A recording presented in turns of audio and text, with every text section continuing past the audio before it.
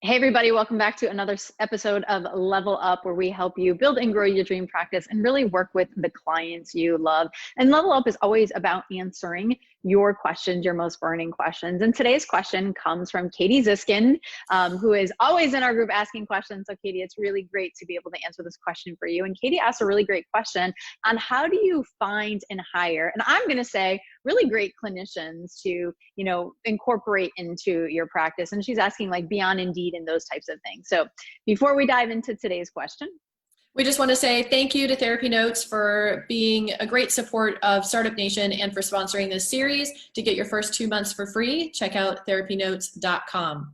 I'm excited that we have another Katie, and this is a great question. So we've got Katie, and Katie today.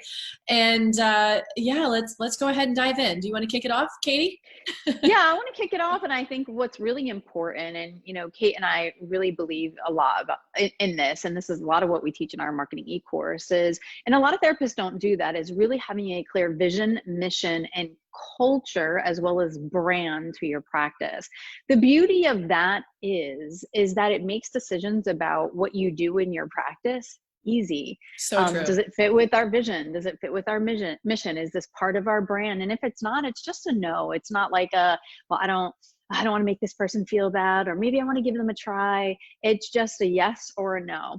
And so in the first place, I know you're asking like how to find them first, right? And we'll talk about that as well. But in the hiring process is you really want to, get clear on, are they in alignment to your vision and mission? And are they part of your brand and culture? And if they're not, that's okay. So that's one thing. And Kate, I know, when she's looking at people coming into her group practice, she definitely has them read that and they have a discussion about it. As we've hired people into the team for the private practice startup, we've done the same thing. So that's one place that I would say, if you don't have that, get really clear, because it's going to make decisions about your business easier. I'm so glad you talked about that, and I couldn't agree more. And when I first launched the group private practice 10 years ago, I wasn't clear on my vision, my mission, my company culture, and that was something that I developed over time through working with Katie and the work that we do for the private practice startup. And once I got crystal clear on our group practice's vision, mission, and culture, it has made it a no-brainer and so simple and so clear to bring on people that are truly in alignment with that.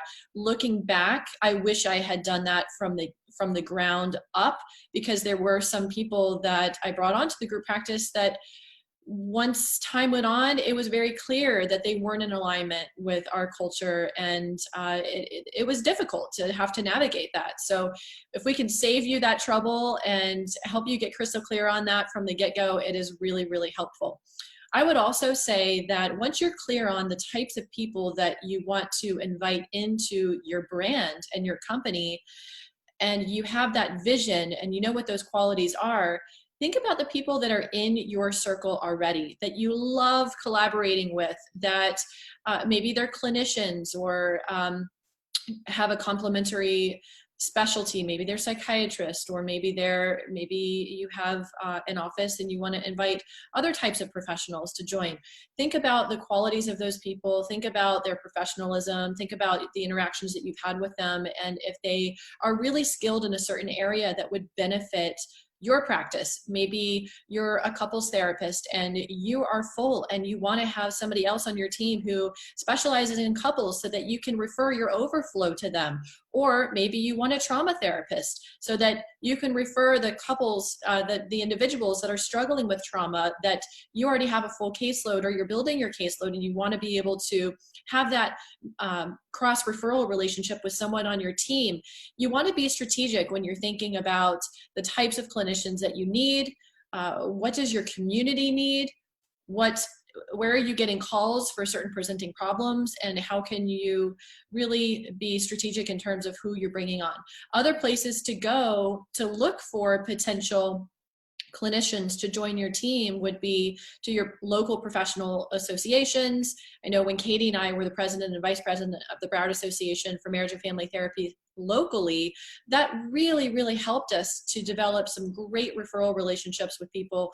And it helped to create this ongoing flow of people that reach out to me at Bayview Therapy, our group practice locally, who want to join. And that was years ago that we were in that position. So it's really helped to create our reputation in the community. And helps people know about who you are and what it is that you do. Also, Facebook groups, your local Facebook groups for therapists is a great way to get the word out there. If you're starting a group practice, or if you have a group practice and you're looking for more clinicians to join who specialize in a certain area. And then also something that's been really helpful for me is having a great relationship with our program at school, where we graduated locally from Nova Southeastern University. Therapists who are graduating there often reach out to me and want to know about the practice and want to know what it is that we do. So I know I'm kind of rambling about different options and possibilities. Katie, what else do you want to add? Yeah, and in the finding process too, it's very much like if you look at your current clients, right? So if you look at your current staff, who do they know, like, and trust, right? And talking to them. But also, even if maybe you've seen a therapist that you don't have a relationship with, but you really like them, go ahead and reach out. If they don't want to be a part of your practice, or they have their own, or they're not ready yet, that's okay. You can also ask them, like, well, who would you refer to? Or who do you really, find very professional or fitting in your brand? And you can ask them and begin to form a relationship. I'd like to talk a little bit about the hiring process. So I've shared this, here and there, but I think a lot of people don't know this about me, is I've actually ran teams and did management for about 13 years. So very familiar with the hiring process. And I would really encourage you, Katie, and others, is really to put people through a really, not difficult hiring process, but you want to really see their skills. And one of the things that, the first place is always get a resume, right? Even though you might not need one or whatever, but get a resume, because that to me shows the professionalism. It shows like grammar. Are they attuned to detail? And I'm looking at things like, are they there early? Do they show up on time? Do they bring a pen? Are they prepared? Those are just some of the things that I look at. And then when hiring a therapist, I don't know, maybe you want to do some mock things with them and utilize your team to see how they work and integrate. When I worked in the group homes, a lot of my group home staff, they were there for either 4 days or 3 days, and they were working very closely with each other. So I had a group interview because that person is going to be working connected very close with them. So there's other things that you can do in the hiring process to really assure that this person is the right fit. I know that sometimes people utilize, their team members for other aspects of the business. Well, if they are going to be doing maybe social media posts, you might want to ask them to give you some examples of that, or maybe they're going to be the blog writer of the group practice. I would ask them to give you some examples of that, just so you can kind of see, is this really a right fit? And I think if you do a lot of the work in the beginning, and also the important thing is willing to train, right? So it can't just be like, great, you're here and go, which a lot of times happens in community mental health, right? You get that stack of files that's like 20 charts big, and then you're expected to know how to do it. Is being willing to train them and have meetings and be consistent with them. So that, I think, in a nutshell, just kind of overall summary, is kind of how to find and hire the perfect clinicians for your practice. Okay, anything else? Yeah, I just want to say that we hope you are finding this series to be helpful. If you guys have additional questions you want to ask, you can always look for the Ask Us post every Tuesday in our Facebook group. And also, if you're wanting more help getting super clear on your systems, your systems for group practice, as well as solo practice, and getting really clear on your vision, your mission, your culture, those types of things, we would love to be able to support you and help you with our private practice marketing e-course and coaching programs. The e-course is available on the website 24/7. It's a self-paced program. And then we also have the coaching and e-course that we release several times a year. Awesome. So remember, guys, you guys got this, and we'll see you on the next level up. Take care. See you next time.